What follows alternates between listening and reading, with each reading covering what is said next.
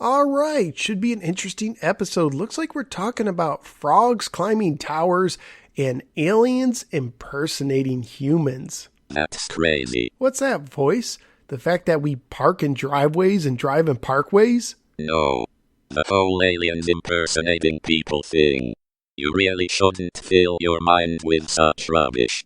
Relax, voice. I know, it's just a game. That's right. Just a game. Remember that. There is no impersonating someone else around here. By the way, did you notice that cappuccino machine over there in the break room? It's funny. I don't remember it being here when we first arrived. I wonder how you work it. I've always been interested in trying it, but I have no idea how to operate it. It's broke. And the cappuccino it makes tastes terrible. Yeah, that's the ticket. Best just to leave it alone. I guess you're right. Okay, let's start the show.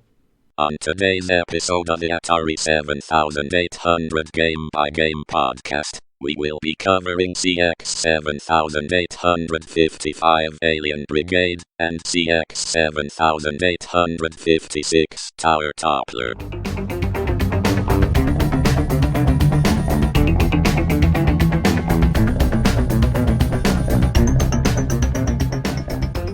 Hey guys, welcome to the Atari 7800 Game by Game podcast. My name is Phil. I'll be your host this evening. Just a couple things to go over before we get into the show. I won my first high score contest over at the website atari.io, over the forums there. They started actually a series of high score contests. The first one's called the High Score Squad. That's where for 15 days, they split the month in half. They do 2 games a month. They pick a game on any retro system, and they just say, hey, here you guys go, try and get the highest score possible. And I actually won on Centipede for the Atari 2600. I was pretty excited about that. I don't think I've ever won a high score contest before. I came close. I almost did a Double Dragon one at the High Score Club over at Atari Age.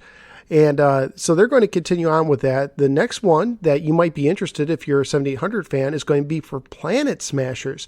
So if you've been looking for an excuse to play Planet Smashers between now and the end of the year, 2015, head on over to atari.io, sign up for the forums, and take part. It'd be really great to see you there. They're also doing a couple other things like the Atari Cup Tournament, where they're signing up people for teams. You get in groups of, I think it's like 3, and then you guys just, they just compete on various games against other squads, and they see who can win at the end. And then they're doing something called, I believe it's called a Danisan League. I don't know if I'm saying that right, but it's where you can challenge other members and just be like, hey, you and I right now, one game of Centipede on 7800, let's go. And if both of you have that game, you play one game, and whoever wins, they report to the head of it, and you get to go up in the ranks. So if you're interested in that, check it out. And I think over at Atari Age at the High Score Club for the 7800, they just started at the time of this recording doing a game, a homebrew called Xmas Time, which is like from what I understand, it's like a Burger Time modified game. So if you're interested in that, go over to Atari Age. I got some interesting feedback. A while ago, I asked people if they did the Atari Advantage Post program, and Matthew over on my No Swear Gamer page said, I tried getting the Atari t-shirt back then. I sent in the 5-game UPCs without the receipts, or with the receipts, and waited. I'm guessing it means with the receipts. It says without. All I got back was the Atari Advantage program had been terminated, and the 5 UPCs. I was so dismayed. And I told him that letter would have been really cool if you had that letter that said that the Atari Advantage program had been terminated. That would be something. It's one of those things that you never think to hang on to, but man, that would have been neat to hold on to. And finally, I want to talk about just my plans for the upcoming new year.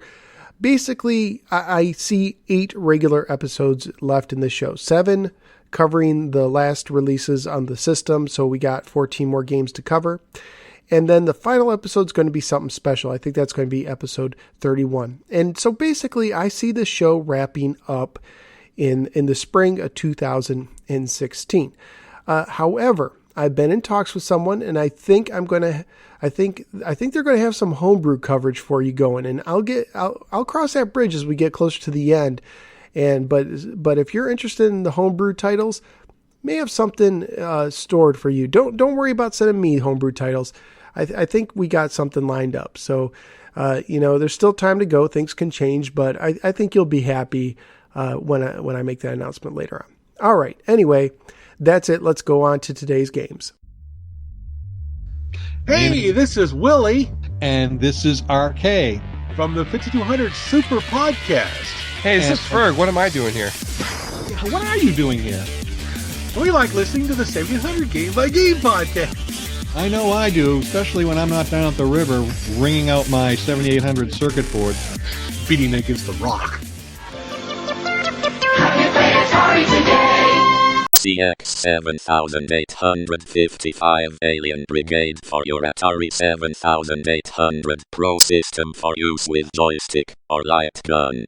Alien Brigade carries a copyright year of 1990, which once again means this game came out after the Sega Genesis had hit store shelves, so very late in the Atari 7800's lifespan. And you could even say late in just general 8-bit system lifespans like the NES and the Sega Master System, as this was kind of the twilight of that era. It was programmed by Ken Grant, who also programmed, well, quite a handful of other games, including on the NES, Metal Mech, Star Wars, The Empire Strikes Back, and on the SNES, Bart's Nightmare, and Mortal Kombat 2.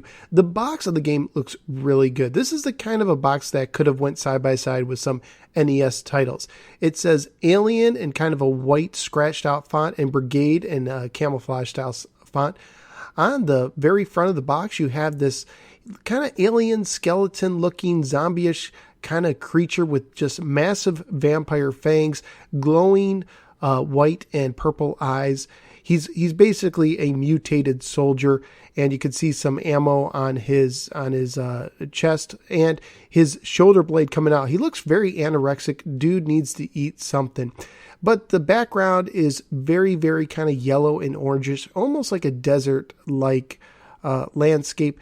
In the background, you can see some other kind of zombie, mutant, alienish soldiers slowly making their way towards you. And in the very back, you can see what looks to be just destroyed cities, along with some clouds and a nice sunrise as well. On the back, this again, I think it was Motorcycle. It's one of the games I reviewed last time.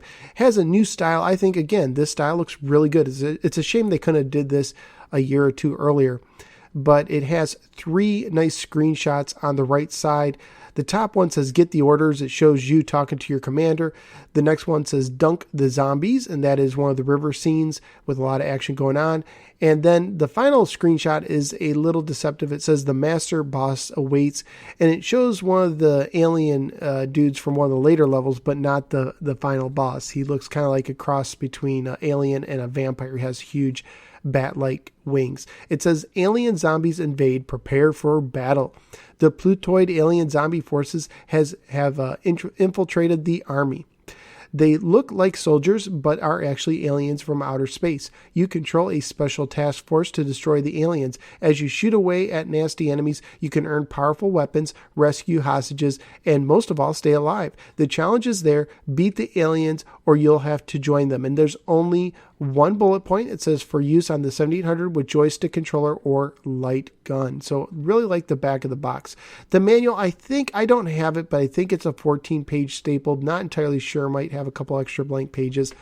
The cover looks really great. Black, and it's basically black and white. I don't really see any red in this one, but it does a great job with this art. This art looks great in black and white. This looks like it could have been like a black and white movie, back in the Ferg. In the manual, it says aliens brainwash humans. Some of the guys in the barracks have been acting a little odd lately. You were assigned to a special task force investigating the soldiers' strange, almost alien behavior. Well, that should have been a clue. The investigation revealed the astounding fact that aliens from another dimension have invaded the Earth. The aliens have brainwashed soldiers into M16 toting zombies who instantly obey their alien masters, sort of like boot camp. Worse yet, some aliens have actually taken over the bodies of soldiers and civilians. Every day, more humans are being mysteriously possessed or brainwashed. You also discovered that the aliens possess a deadly secret weapon. If the aliens are not stopped, this weapon will brainwash the entire human population of Earth. Okay, so you realize that in most people the difference would go unnoticed. Still, it is your job to try and save the people of Earth. Your task force must seek out all the alien fiends, destroy them, and save the Earth. Think you can handle it? Your Alien Brigade quest leads you through 5 different scenarios of increasing difficulty. Your mission is to blast aliens, rescue hostages, collect weapons and other helpful items, and stay alive. The bloodthirsty alien nasties are onto you. If you fail in your quest, the Earth is doomed. Now, don't you wish you'd listened to your mother and enrolled in law school? So I like that. A little humor, and it does a pretty good job. That's a pretty good description. Of course, I guess if you would have went to law school, no one would be left to save the Earth. Okay, Alien Brigade has 4 difficulty levels: Novice, Standard, Advanced, and Expert. And of course, you could play with the gun or with the controllers. Playing the game, Alien Brigade is an exciting arcade-style action shooter. Basically, this is Operation Wolf with aliens. You destroy alien invaders in 5 different scenarios. Each scenario is progressively more difficult as the aliens increase in population, strength, and firepower. You gain points by destroying the aliens and successfully completing each scenario's unique objectives. You lose points if you shoot innocent bystanders or hostages, so you must aim with care. And that can be hard sometimes to differentiate because a lot of the aliens look just like humans. Some of them look like monsters, some look like humans. So sometimes I had trouble figuring out, okay, is this person innocent or not? It's not always easy to tell. In each scenario of Alien Brigade, alien soldiers and civilians move from right to left across your screen. Aim your light gun or position the target site with your controller and fire to blast the ugly hunchback aliens and aliens disguised as human soldiers or civilians. Aliens in human form move more slowly than normal humans. There you go. You also earn points for destroying tanks, helicopters, and other enemy vehicles. Vehicles explode and living targets fall to the ground when hit. The transceiver box is in the far left section of the status bar flashes alert of incoming communication. You can use your transceiver to communicate with your commanding officer and receive your mission objective at the beginning of each scenario. And sometimes those objectives do help figure out what to do. At the beginning of the game, you receive a single-shot semi-automatic pistol, a 5-burst automatic machine gun, 148 round clips of ammunition, 8 grenades, and 6 extra lives. And actually, I'll say this, the lives, it's not like, oh, you lost a life, start again. You just see these guys in the upper right-hand corner of the screen, and they kind of bow out. And when they go away, you don't really die. It's just like a life meter. So instead of lives, I would say life meters. It feels like you just have one life when you play the game. In every scenario, you could find more powerful weapons, ammunition, grenades, and canisters of military food rations to increase your health rating. The weapons may be hidden, so searching the area by shooting small objects to reveal items hidden beneath them. Each scenario in Alien Brigade ends when you successfully complete the scenario's objective. The game ends with a final battle in the aliens' main camp, where your mission is to destroy all the aliens, the alien base, and the egg-laying alien queen. Weapons. You can carry up to 4 weapons at a time. The left and right weapon boxes each contain 2 weapon slots. The empty slots are filled when you pick up additional weapons. Each box displays only 1 icon at a time. Use the left or right weapon boxes on the status bar to select the weapon in your arsenal that would be most effective in each combat situation. Typically, I didn't select them. I just shot whatever I had because the action, it moves pretty frantically. Follow these instructions to select a weapon/grenade, fire a weapon, or toss a grenade. If you're using the controller to select the weapon or grenade, move the target site under the left or right weapons box. Press the left fire button until the desired weapon or grenade displays. And again, the game moves so quickly, it's very hard to do this. To fire a weapon, position the target site over the desired target or on the action screen and press the appropriate fire button. The left button fires the weapon displayed in the left box. The right fires the weapon in the right box. To toss a grenade, position the target site over the grenade's destination. With the grenade icon displaying in the left weapons box, press the right fire button. If you're using a light gun to select the weapon or grenade, aim the light gun at the weapons box and pull the trigger until you see the desired weapon. To fire a weapon, aim the light gun at the desired target at the action screen. To toss a grenade, aim the light gun at the grenade's destination on the action screen and pull the trigger. I think that's after you shoot the grenade. All right, screen. The action screen is where the game takes place. The status bar displays the following game information. The status bar is at the top, and it shows you have at the leftmost, you have your transceiver box, then you have your left weapon box, and then you have your ammunition box. It shows you how many grenades or rounds of ammunition you have left. The right box shows you your grenade or whatever secondary weapon you have, and then your health meter and scores all the way to the right. And that's where you can see all 6 of your dudes who, again, this is more like, instead of 6 lives, think of this more as one giant life bar. And to select a transceiver, if it flashes, you just shoot it either with your cursor or your light gun. All right, let's keep going. There's various items you can pick up. You can pick up food canisters. They kind of look like cans, just circular cylinders, and they increase your health and provide you additional lives. It basically restores your health meter. You can pick up grenades or rocket boxes, which look like grenades, ammunition clips, they look like clips, and then you have different weapons you could find.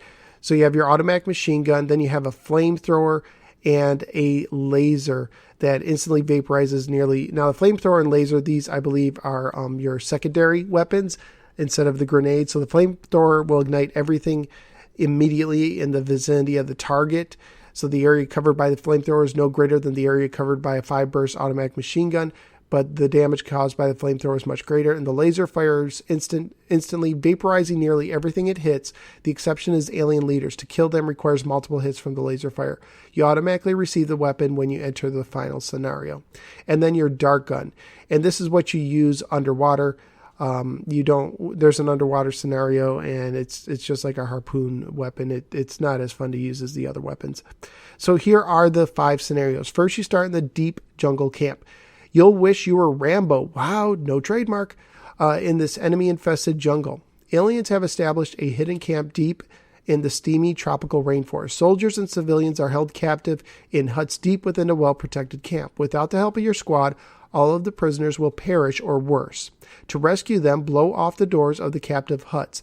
Cover the prisoners as they run for the waiting helicopter. And this can be tricky because at the end of the level, there's a helicopter, but previously all the other helicopters, which look the same, were enemy helicopters that you want to blow up. And the first time I played it, wasn't paying attention, and I blew up my own helicopter, which ended my game. South American River Resort is next. A popular resort has been overrun with aliens and brainwashed humans. Your squad must go on to show the aliens that their Club Earth vacation is over. And this scene has some funny scenarios where you have the water skiing aliens, which is humorous. Sometimes you had people water skiing, and I wasn't sure if they were innocent or they were just mutant aliens. I wasn't sure. I just kind of stayed away from shooting them. But you also have a lot of hostages just kind of hanging out in this stage too that you have to be aware of.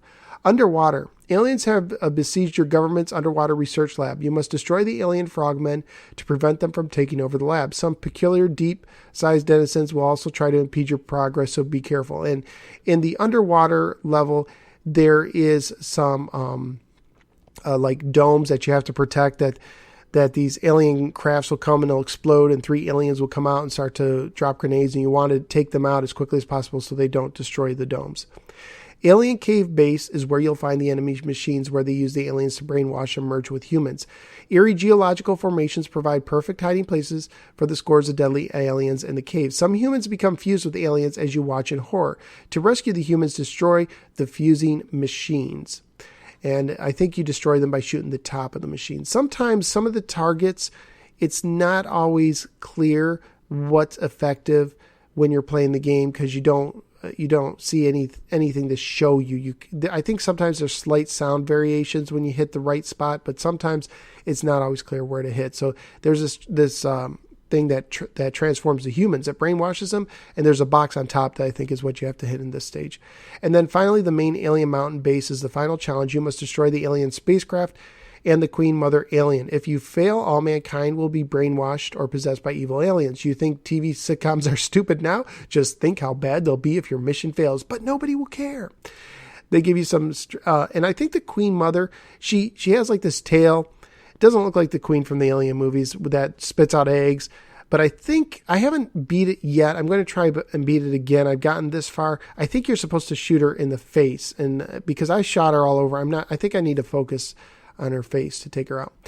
There are some strategy. Watch out for the real humans you're supposed to protect. Humans that have been taken over by aliens move more slowly, which I didn't know until I read this. I should have read this ahead of time, duh. When your squad is hit by alien fire, your screen's border flashes red. Try to avoid this. Getting shot is bad for your health. Thank you. Watch out for small mine lane subs in the underwater scenario. I think I talked about that a little bit. Picking up items as you move through each scenario is vitally important. Shoot small objects to reveal items hidden beneath them, and that's true. Pick up everything. And don't ignore your transceiver. Understand your mission is critical. It also tells you how many points you can get. So you can get anywhere from 50 to 10,000 points if you destroy the mother alien, depending on what you're shooting. And you can lose anywhere from 100 to 1,000 life. Okay, so let me tell you what you could lose points. If you shoot marine life, so I guess like a fish or a squid, which I was shooting, you lose 100 points for each one of those. A civilian, you lose 500 points for a civilian. They're worth more than a fish. The fire engine, you also lose 500 points. They're worth as much as a human. The mermaid, there's a mermaid in the underwater level. She's worth twice as much as a human. You lose 1,000 points. And there's a panther, and you lose 1,000 points for that. I wonder if that was like foreshadowing the Atari Panther system that never came out. Don't shoot the panther. Good thing there's no links that you can shoot. All right, graphically speaking, this game looks really good. At the title screen, you have a alien hand that writes out the word alien in like blood red, and then brigade and camouflage. It's a simple but effective screen. And when you're communicating, I think the communication screens look very good when you communicate with your commanding officer. You see it's easy to read, and both your characters look very good in the still shots. And each level looks good too. The animation's pretty good. There's a nice variety of enemies. It is a bloody game. This is the most so far it's the most bloody. I don't know if it's more bloody than Midnight Mutants. I haven't played that recently. But this might be the most PG-13-ish game. Most of the games on the system, I would let any kid play. They're very family friendly. This one, is probably not appropriate for younger kids because there is quite a bit of blood. And one of the aliens, I think it's in the river level, he looks like Rambo, and you can actually shoot off his arm. But a very good game overall, good looking, really pushing the system, really showing that it could hang. I think it looks better than Operation Wolf on the NES. I really do. This system showed that with time and the right games, the 7800 could produce games that could compete with the NES. The music and sounds, you have a really nice intro. No pokey chip, but it reminds me of Commando, the opening theme. And you have some nice music during the dialogue screens. But during the main game itself, the sound effects are okay, and there is a percussive theme in the background that you can hear if there's not a lot going on. If there's a lot of shooting, you will not hear the theme. So, it's like an Operation Wolf game. You're not thinking about the sounds too much. They don't really detract. They don't wow me, but I like the opening music and the dialogue music.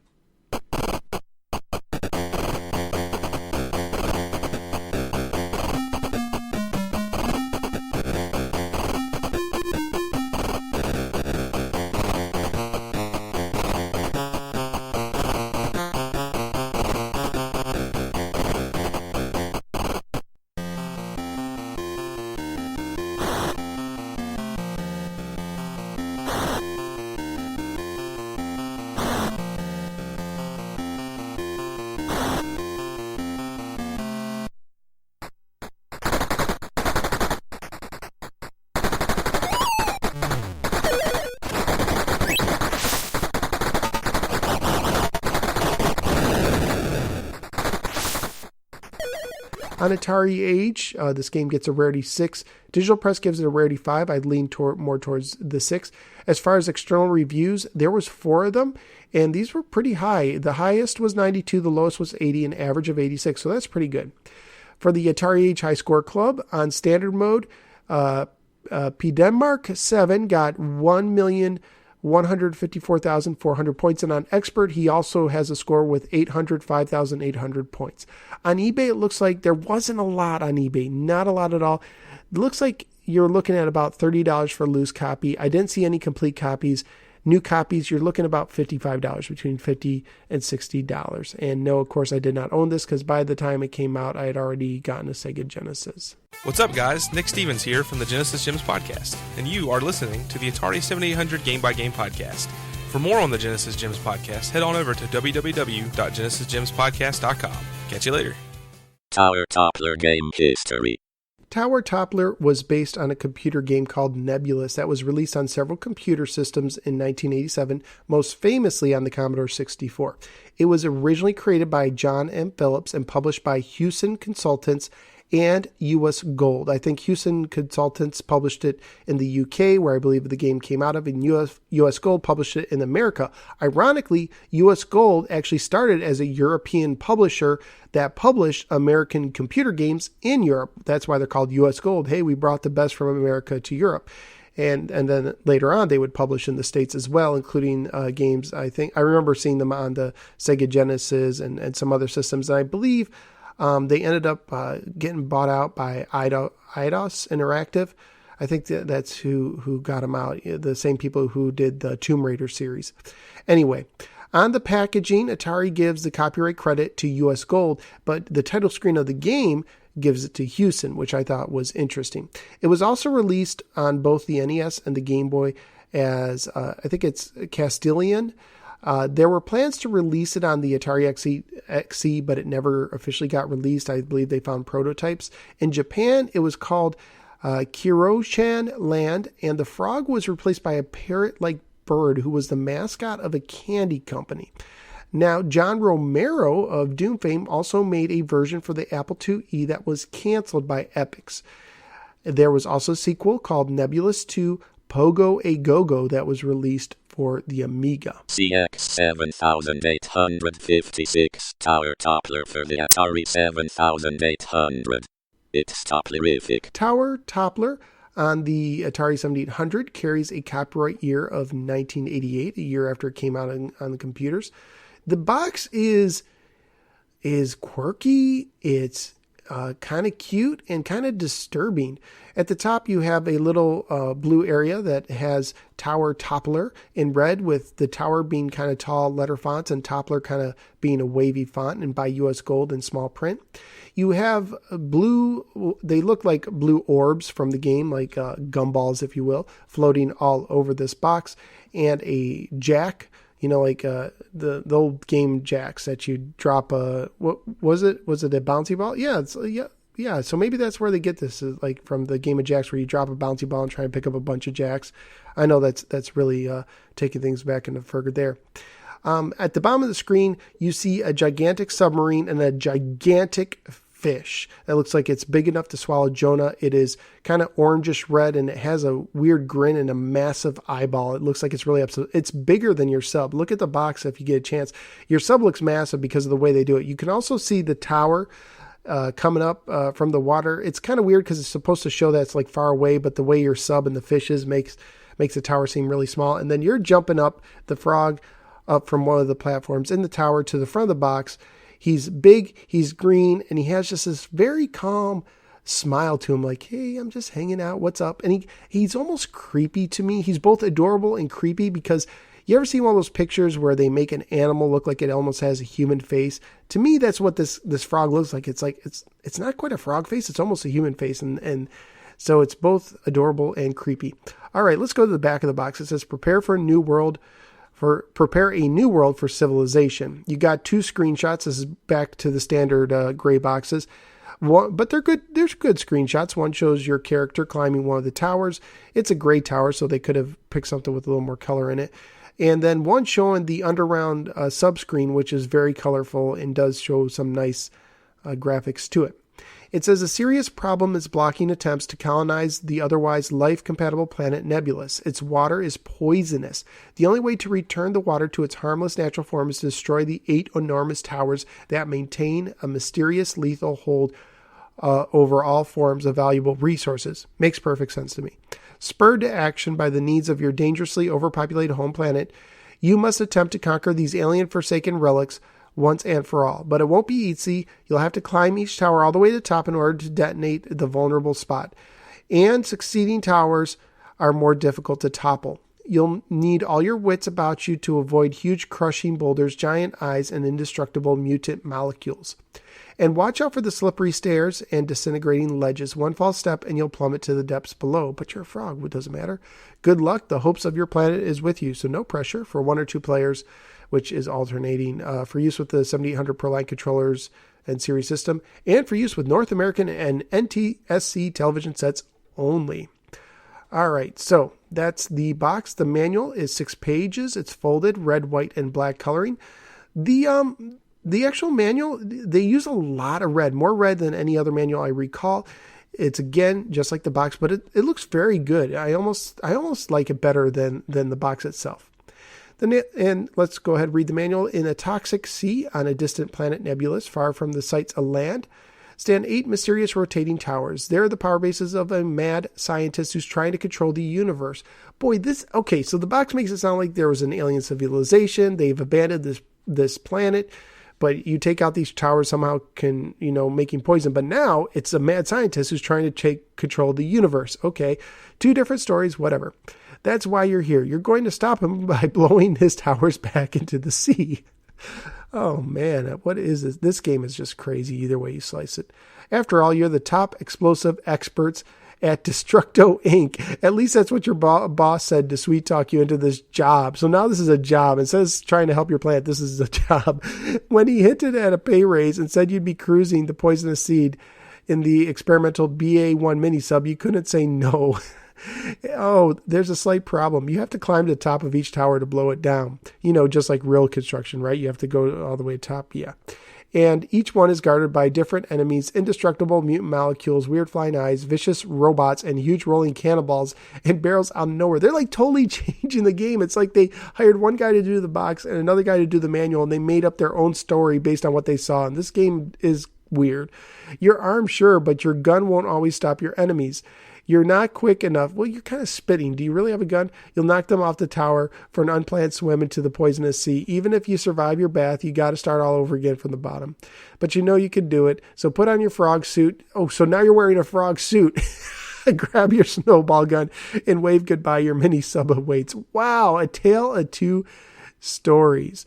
So let's see, we power it on. When at the main screen, you can decide if you want to have the sounds on or off. And it says, before playing the game, make sure that both difficulty switches are in the right position. We'll talk about that a little bit later. So here we go. Let's do some high-rise hysteria. Playing the game, your mission is to run, jump, and climb your way to the top of each tower. The clock starts ticking the moment you step out of the sub. It will take all your coordination, judgment, and speed to reach the upper level of the tower and set off the automatic destruction sequence before your time runs out. And by the way, all that happens is you get up to the tower and it falls down. You don't have to do anything when you reach the top. But this game moves very fast. This game is like a combination puzzler / platformer because you have to know where to go. It's puzzle and there's different paths you could take at some point. You have to figure out what's the best way and sometimes how to get rid of obstacles. There is a lot of action to it too, but if you treat it just like an action game, you're probably going to die quickly. Well, you're probably going to die quickly no matter what because it's a tough game. Each tower is guarded by different enemies and you got to figure out how to get past them. Here's how to move. So to walk to the left or right, you move the controller left or right. To take a tunnel or elevator up, move the controller up. So there's some platforms that you push up and they go up like an elevator. There's also doorways. You push up at them, you go to the other side of the tower, and it rotates very nicely. It scrolls very nicely. Very impressive 3D effect. To take the elevator down, press down. Jump, press the fire button while walking. To shoot, press the fire button while standing still. And again, this is one of the frustrating things where you have a 2-button controller, but they only use 1 button. I think it would have worked out a lot better if 1 button did the jump and then the other shot, but it is what it is.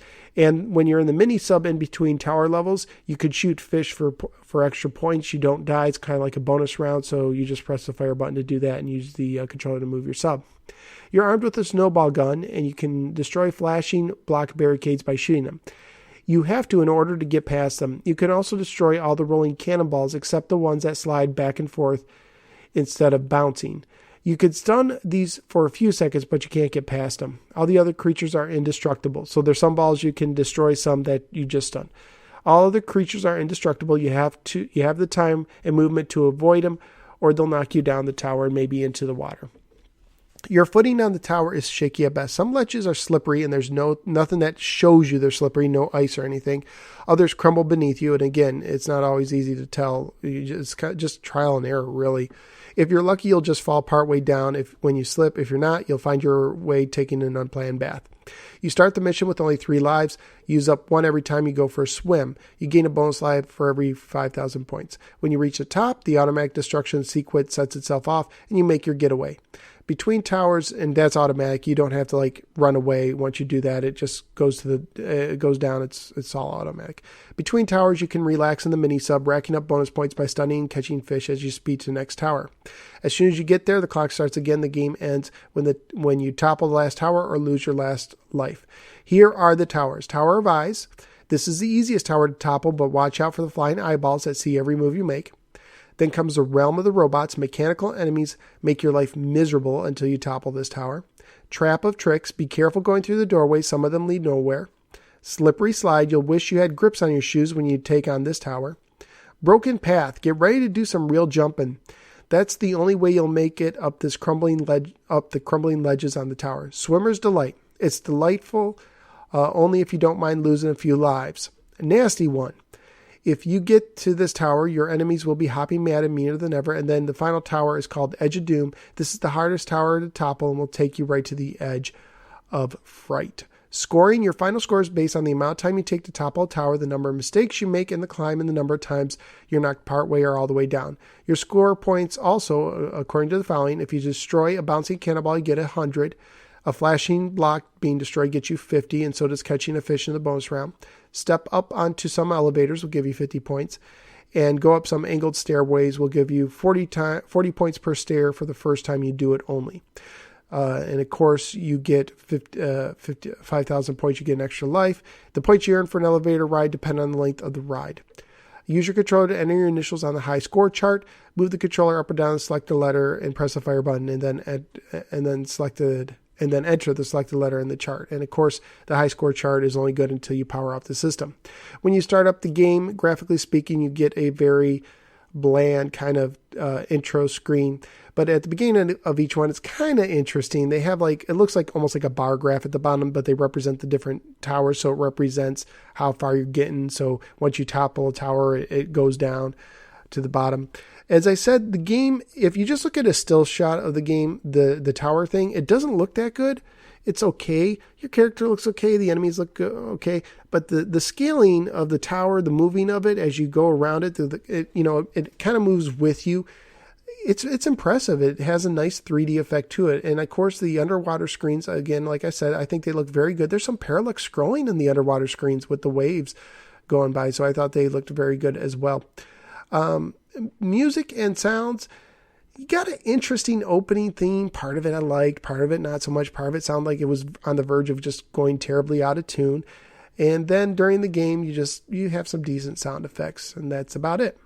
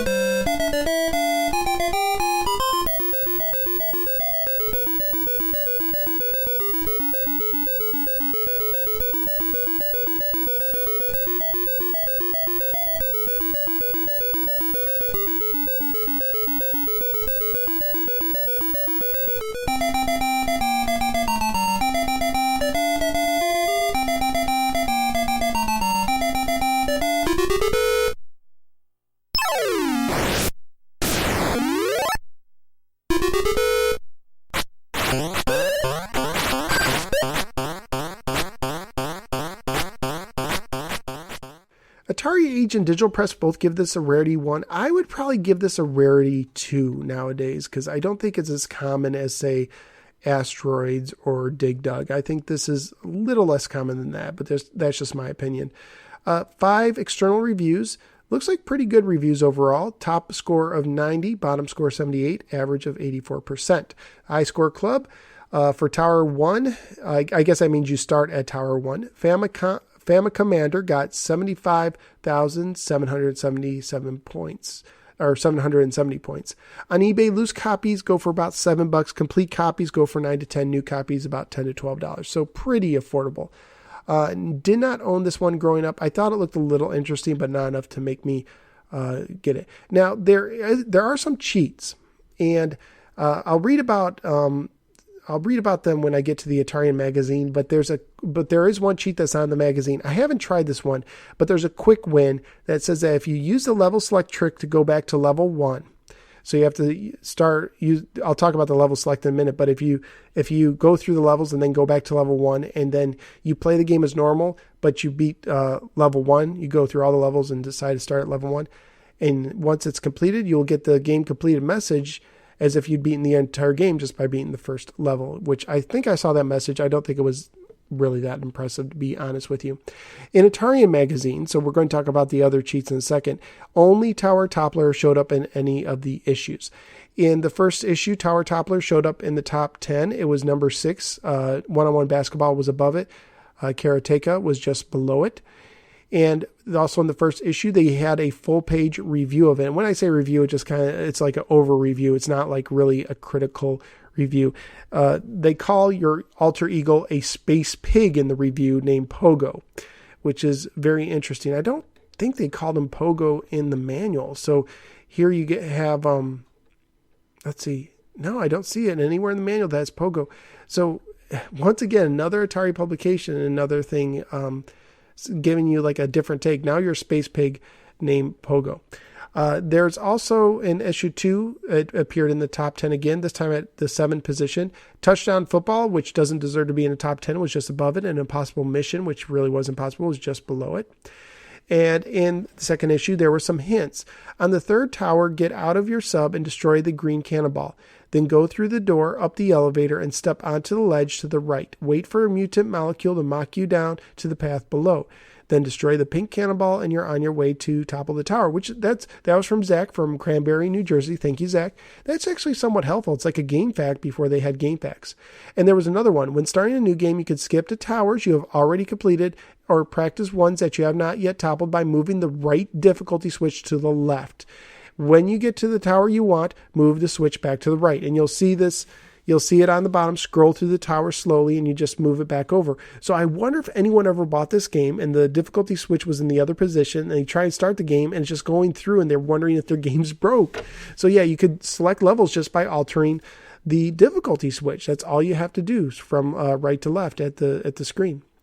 In issue 3, let's see, we had it in the top 30 again. And this time it was ranked at number 10. So it was almost out of the top 10.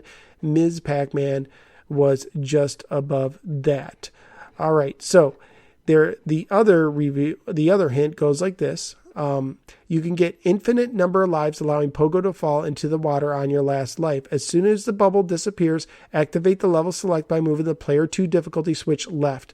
Move the switch right when you reach the level you want. The life counter will have no marks on it. Let Pogo die once before attempting the tower, and you will have infinite number of lives. Thank you, Lay from Conway, Massachusetts. I hope you enjoyed your mini card solar calculator that Atari sent to you. I would really like one of those. Those would be really neat to have. All right, so that is it for the games. Now it's time after this message for listener feedback. You are listening to the Atari 7800 Game by Game podcast. And if you didn't already know that, I'm glad that I could inform you of what you've been listening to prior to this clip playing, because you may have been confused. Just like I'm confused. And Atari was confused when they waited so long to release this console. Jack Tramiel. And in case you couldn't tell by the obligatory other podcast theme music playing in the background, this is Paul from the Intellivisionaries. And when I'm not making bumpers for other podcasts like the Atari 7800 Game by Game podcast that you're listening to now, I record another podcast called The Intellivisionaries with my co-hosts Rick and Will. And occasionally Virtual Will. I think so. And the Odyssey 2. And my son Luke. Hi. And my stepson Alex. Hi. And my wife Georgia. And the Corrections Robot. Anytime. Which apparently has become quite popular now on other podcasts for some reason. Moving right along, back to Phil and more 7800 Game by Game podcast. Unless you turn this off right now, then that's pretty much the end of Phil and the podcast. Just saying.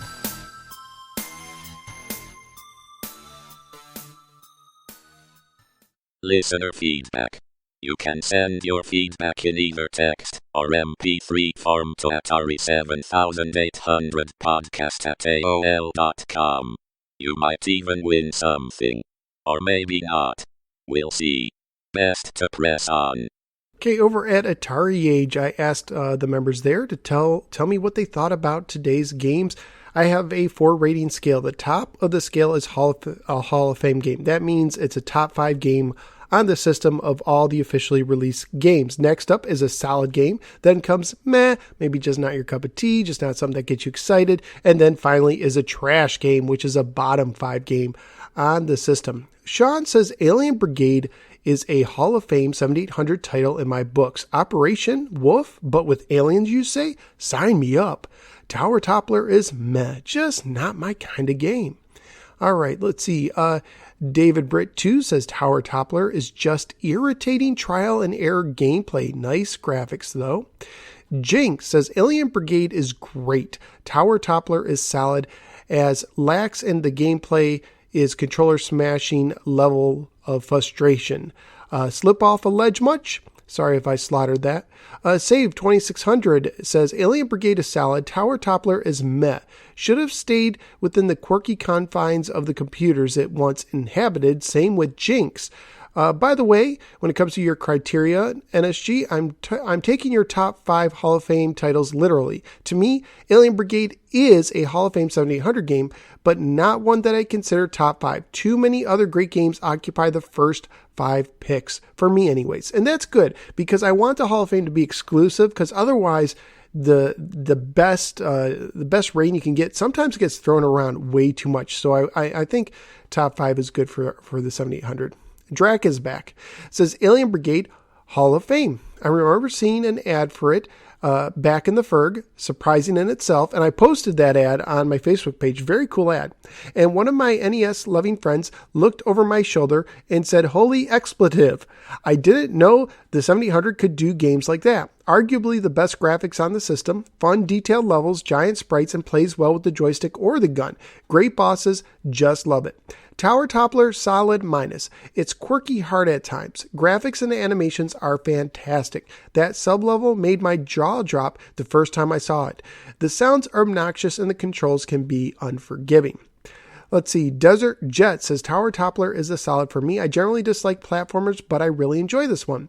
Controls can be a bit unforgiving, but it plays well enough and it looks good. Lynx Pro says the scrolling in Tower Toppler is awesome. It shows what the 7800 could do if programmed properly. Gambler 172 says Alien Brigade Hall of Fame, Tower Toppler solid for me. Thank you. Thank you for that. Bido Empire says, I bought Tower Toppler about 10 years ago. I got it new in box at Flea World because I remembered a glowing review from Electronic Gaming Monthly around 1990. I still have that issue. Those old issues are awesome. I just got some old issues. I'll have to look into that. I didn't get into EGM until after the 7800 had passed. It's one of those games that I have to keep going back to every few years to figure out what I'm missing. I keep trying, but I never found it to be very much fun. I think I've only made it to the second or third tower. The graphics are good and the controls solid. It's just missing the element that makes me want to keep playing. It looks good, but it's frustrating and dull. And I think I'm sharing kind of your opinion there. I'm going to give it a meh, borderline solid. It's got all the right elements and it's certainly playable, but for whatever reason, the game doesn't just click with me and I don't find it to be fun. And that's exactly what a meh game is. Retro Gamer 81081 says Alien Brigade Hall of Fame game. An absolutely fun shooter that resembles Operation Wolf, also light gun compatible. Not only is it a fun game to play, the animations are outstanding. The only negative is it's a rare game and be prepared to shell out some money. Grade A+. Tower Toppler, meh. I didn't quite enjoy Tower Toppler that much. It's too frustrating for my liking. Yes, the game is pretty straightforward. Slipping off ledges is too unforgiving. But after a while, you will understand the concept. If not for that, then it would be solid. Grade C. Trevor says Alien Brigade Hall of Fame. It spins Operation Wolf with extraterrestrial flavor. Utilizing either joystick or light gun, encounter vast terrains in trying to take out and stop the invading alien forces. The action is from a first-person perspective. As the screen scrolls horizontally, the player needs to avoid taking hits from the enemy while completing missions objectives such as rescuing hostages, acquiring various power-ups and health items. 4 levels of difficulty, so no matter what the player's skill, everyone can join the fun. This sounds like he's like right in the back of the box or like a little article for a magazine. The game is complete with cutscene dialogues and beautifully rendered 8-bit graphics. Overall, a great title to showcase some of the system's more advanced graphic capabilities, while also demonstrating fast-paced, hectic, and great gaming action. And now that you mention, I don't think I remember a lot of flicker either. There's a lot going on the screen. Not a lot of flicker. Nintendo couldn't have done this game. Tower Toppler is solid. Great graphics, including parallax scrolling goodness, and the bonus rounds, and often decent utilization of the TSM. Unfortunately, it may be too hard of a challenge for many to enjoy it fully. Not impossible to meet, especially having the ability to start at any tower, which translates to endless continues, but still a formidable difficulty prevents this from being a Hall of Fame title. For those that love games containing superlative challenge, combination of reflexes and mind, this is definitely one to be played. And thank you very much. Soul Blazer from the SNES podcast says, Alien Brigade, a very impressive 7800 game in both gameplay and graphics, again showing what the system can do in the right hands. Gameplay reminds me strongly of Operation Wolf, and just as much fun as that game, and having 4 difficulty modes to pick from is nice. Music is decent by 7800 standards, and the controls handle well. Having your foes include both humans and aliens is a bit weird, but it works in the context of the plot. The cutscenes are a nice thing to see in a 7800 game also. I didn't try this game with the light gun, but I'm dubious as to how well that would work. Like with Operation Wolf, I think this game is best played with a controller. Well, let me say this right now. I was going to say this for the end. I tried it with I played it mostly with my controller, okay? But because to hook up my system, I had to get it. My modded system, it doesn't work. I have it hooked up to my DVD recorder, and it doesn't read the light gun. So I got out my other system, hooked it up straight to my CRT TV, used my best electronic light gun, and I was surprised. I was kind of fearing it because I was afraid that every time you wanted to shoot, you had to pull the trigger. And when you have the controller, you just hold the button down. It just machine gun fires over and over most of the game. Well, guess what? You hold down the trigger on the light gun and it tracks your light gun. You don't have to keep pressing the trigger. I was amazed. That's really cool. I don't remember. I want to say Operation Wolf on the NES. I could be wrong. You had to like click each time, but I'm not sure. But I was astounded. I didn't think the light gun could do it, track the light gun while you hold the trigger down, but it can. So holding the trigger, you could just machine gun fire. Amazing how well it works. Anyway, personally, I think Operation Wolf and its sequels are better games, but it's nice to see an NES-style game on the 7800, rating solid. Tower Toppler.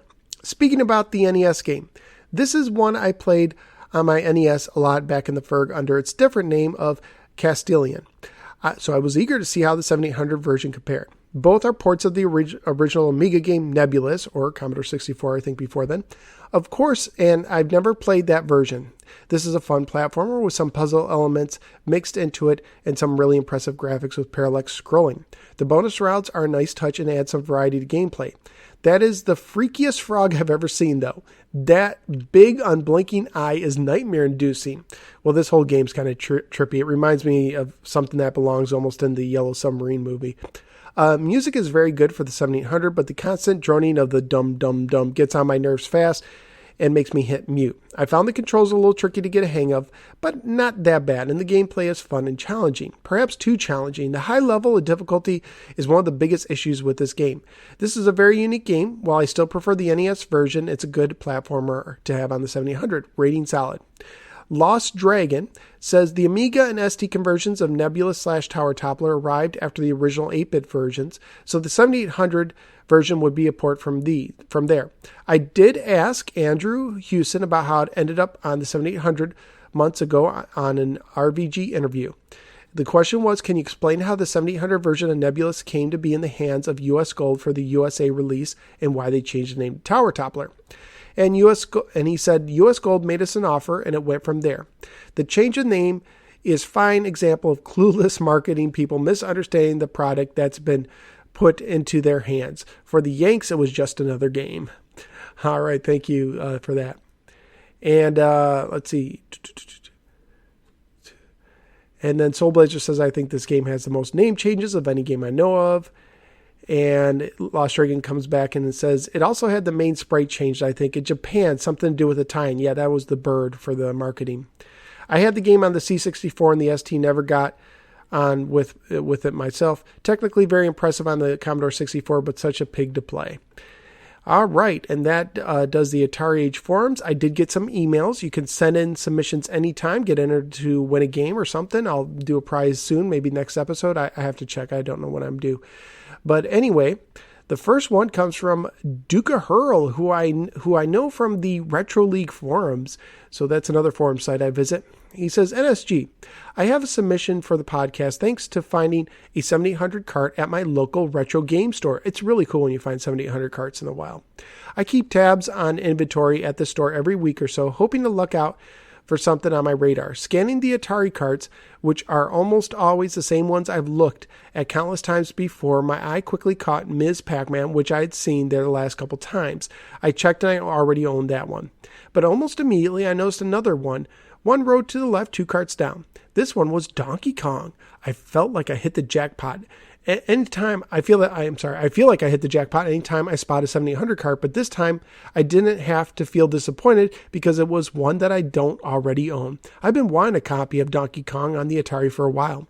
Bought the 2600 version a while back, but I'd given up on that one after several intensive cleanings and now believe that it's a dead cart. I hate when that happens. I grabbed the 7800 Donkey Kong pretty quickly, as if someone was standing behind me about to snag it. I quickly paid $3.95, what a good deal, for it and swiftly left the store to secure my find. That's a great price. The cart is in good shape except for an old price gun sticker on the label at the right-hand bottom corner, marked for $1.99. The part of the label with the holes behind it closed to where the cart is inserted is slightly pushed but not all the way through. Yeah, I see that a lot where those holes are. You'll see them pushed through sometimes. Not mint, but not bad. At first glance, I gave it a quick cleaning and popped it into my 7800. It works perfectly great. So here's my first experience with the console version of Donkey Kong. First thing I noticed starting the game is the sound the game makes while Mario is running or climbing ladders. At first I like it, but within a couple minutes those two sounds began to wear on me. My 12-year-old son was in the room while I was playing, and he commented how annoying the sound of the game was. I can't argue with that. I will say, however, that the rest of the sounds are just fine, even enjoyable. If the running and climbing ladder sounds were more in the background, then I would say this game has great sound. The various sounds from the jumping, dying, or completing the game are just fine given the hardware. The game is fun to play. There are some things that took some getting used to for me. I naturally wanted to drop down on platforms, which resulted in death. Irked me a bit at first, but I quickly got accustomed to it. Climbing ladders and getting stuck near the top or bottom because I was already starting to use left or right has caused me to die many times, me as well. But again, you get accustomed to that easily if you play often enough. I learned to think of the controls as only one direction at a time, even if that meant up and right at the same time jump. My biggest gripe, only 3 levels. At least two more levels would have made the game more fun. As it is, it feels too easy. Well, I think the arcade level only had 4, but that would have been cool if you got a bonus level. And yes, it gets more difficult as you continue, but a game like Kung Fu on the NES wouldn't have been as much fun if it was just only 3 levels before looping back. My favorite part was watching Donkey Kong fall on the ground head first. I get a kick out of that. Overall, I feel like this is a very good game. There's good challenge after it loops. The hammer, I feel, is useless. It limits you to one platform you are on, so it does as much to slow you down as it does to help you with enemies and barrels. I will say this, if you're doing like a high score challenge, it can be helpful to get more points with the barrels. But yeah, other than that, sometimes I avoid them. The sounds of Mario moving around get irritating, but the rest are good. I actually enjoy playing this game. I wanted a fresh perspective, so I made it a point to play it and then immediately write this. Well, thanks for doing that. I really appreciate that. I found myself during the day at work looking forward to playing and then making my submission. All that said, I rate Donkey Kong Hall of Fame. Wow. And that is from Duke Hurl 99. So thank you very much, Duke. He posted a picture over at the forums at the Retro League of him getting an Atari 7800 at Christmas. And I asked, and I'm going to see if he answered yet, to see if I could share that on my Facebook page, because that is a really cool picture. You don't see many people That might be the only picture I've ever seen of someone getting a 7800 at Christmas. All right, and then I got another submission from Cover Art Kevin, and this is what Kevin has to say. Alien Brigade is solid, bordering Hall of Fame. I only rate this a solid because of it being limited to my top 5 on the system. Well, good. I want you guys to struggle a little bit because I want that. Like I said, I want the Hall of Fame to be special, so I think it's good. Otherwise, it's definitely a showcase game. One that I would use to show a friend what the 7800 could do with graphics, and it gives Operation Wolf a run for the money. And in my opinion, in fact, I prefer Alien Brigade over that one. The ending tying to Planet Smashers is really cool and something I hadn't seen before. If I could squeeze more than 5 in my Hall of Fame, then this is definitely there. Tower Toppler, he says, solid. A few years ago, this would have been a Hall of Fame game for me, but lately it's moved down my list just a bit in games I love to play on the system. It's challenging but fun, although it was more fun when I was younger and still remembered what to do on the levels. Now, too much time has passed for me to remember them, and I've not devoted the time necessary to relearn them. The graphics are great, the sound effects are catchy, and in my opinion, the intermission bonus stage is one of the best on any system with cool parallax scrolling. It really should be played on CRT TV, though, because of the high-res 320 graphics mode it uses. You just don't get the color bleed on an LCD that's needed for this game to look like it was intended. The visual effect going around the tower is really cool and always impressed me and anyone I showed it to. Of the 8-bit home console and computer ports, aka Nebulous, Castilian, Cairo Chen Land, and Sublime in Italy. I didn't know that name. This is one of my favorites. So thank you, Cover Art Kevin, and thank you for doing all the cover art that you do for the podcast. If you see cool cover art, he did it, and I appreciate that. And if you want to find him at Atari Age, he's Kevin Moss 3. He also did the updated graphics of Double Dragon and Rampage. Talk more about Double Dragon later on. I got an audio submission from video game author Brett Weiss. I invited him to come on the show, send an audio submission, and tell us about what he does in the book world, and also to just tell me if he had any memories of the 7800. So, Brett, the floor is yours. Hello, this is Brett Weiss. I write books about video games. I write the Classic Home Video Game series, and I am the author of the 100 Greatest Console Video Games, 1977 through 1987. Obviously, since the 7800 came out in 86, several 7800 titles are included. And again, the book is the 100 Greatest Console Video Games, 1977 through 1987. In that book, I spotlight, obviously, a number of games that are my favorites, also that are just incredible games in the industry. 7800 titles include Food Fight, which I love. Obviously, it's a 7800 exclusive, and it's a great reason to own the system. That game is a lot of fun, just a simple pick-up-and-play title. It's a blast to play. I love that one. I'm also a huge fan of Centipede and Asteroids. Two-player simultaneous edition was just a genius addition to those titles. Those were no-brainers for the book. Dig Dug and Miss Pac-Man, excellent coin-op translations. Love those games for the 7800. A number of other 7800 titles are in the book, but you can check it out on Amazon if you'd like. You can also check my website, BrettWeissWords.com. That's BrettWeiss words.com. I've been gaming since the mid-1970s. My cousins got a Pong system for their television around 1975 or 6, and I was just blown away that you could play that. I'd played Pong before in the arcades, and I'd played Midway's Gunfight and some of the electromechanical games and things that came out when I was a kid. And I was loved going to the arcades, the bowling alley, skating rink, and would play video games whenever I got a chance. And I was blown away when you could play them at home. Then in 1976, my two best friends each got a Fairchild Channel F system, and I'd go over to their houses and play them. And then in 77, when the 2600 came out, obviously I'd go. I love this 2600, but our family didn't get one. It was a little out of the price range for Santa Claus, so I would go to my friend's house, play their Atari 2600, and then their Intellivision and Odyssey 2 as those came out.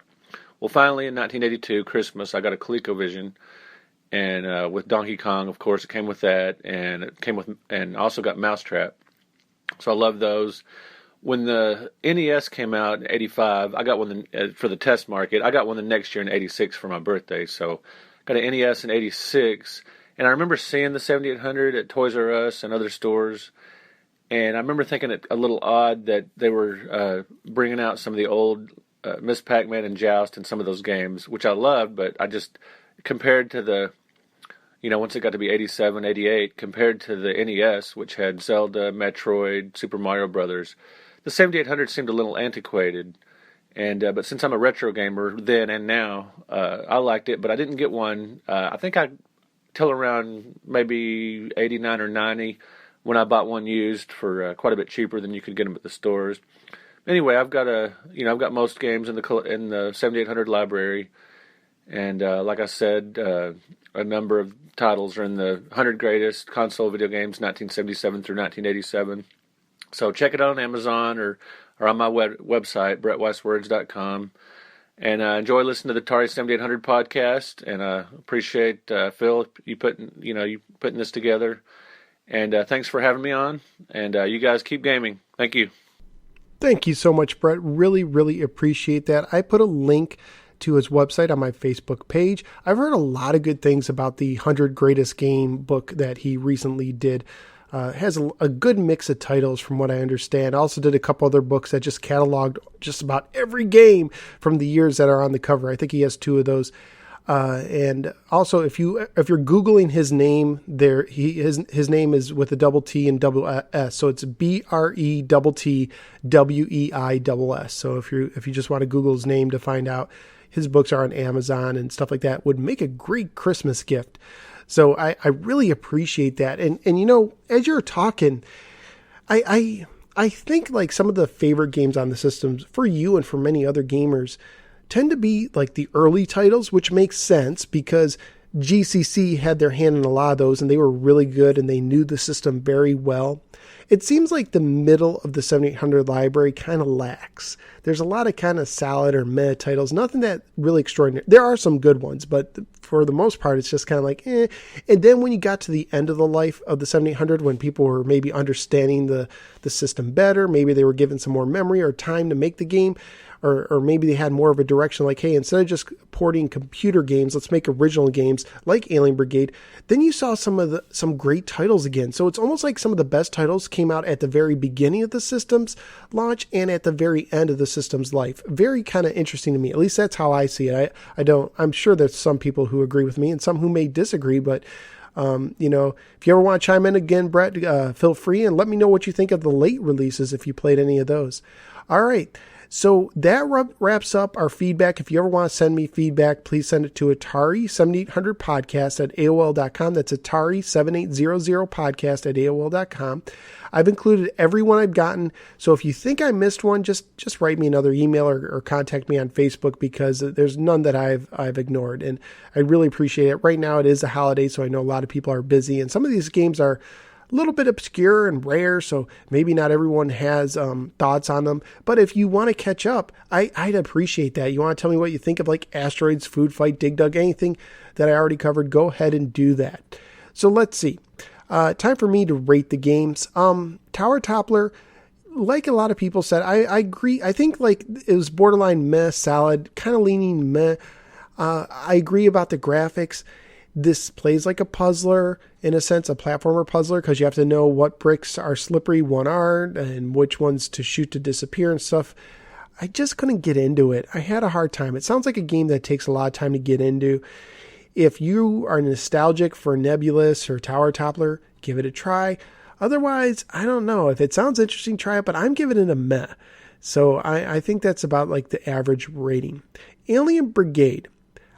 I really liked Operation Wolf as a kid in the arcade. Operation Wolf was a fun game, and this is the best game I've played in the Operation Wolf style. I think the only thing that would be better is an Operation Wolf arcade game.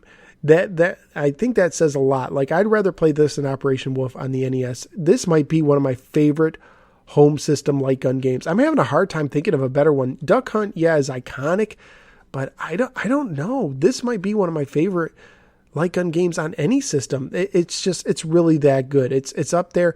Right now, I don't know. I have to look at my top 5, but for the time being, I'm going to say Hall of Fame. And I think a lot of people agree with me. Again, not for kids. It's a little bit bloody. But man, if you like Operation Wolf, you need to try this game out.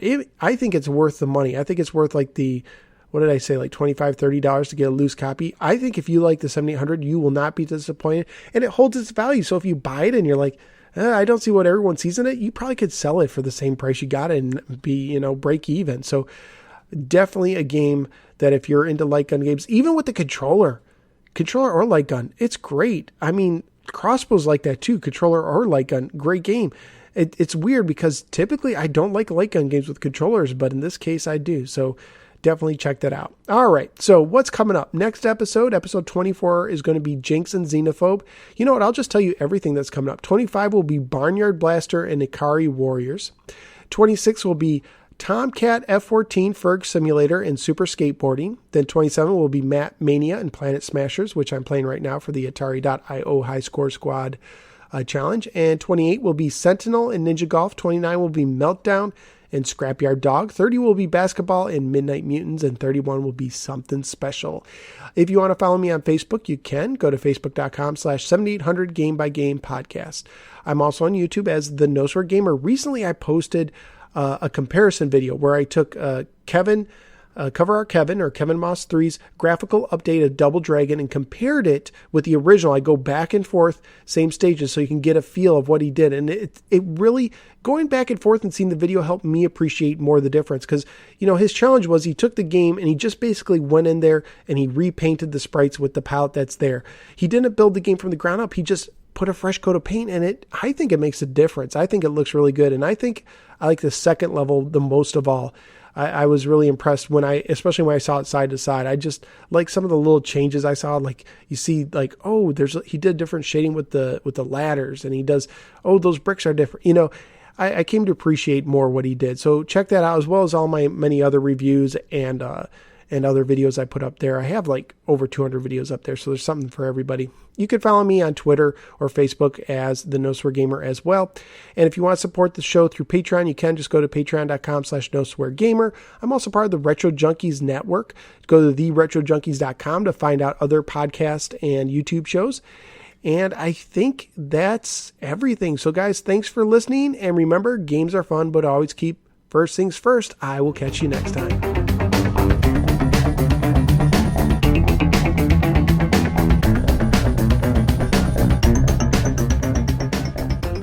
Phil, I appreciate what you're saying here, probably more than most. Tari. I really hope you get the most success that you possibly can when dealing with a subject like the 7800. This promises all, you won't bury the podcast in the desert when it gets too much.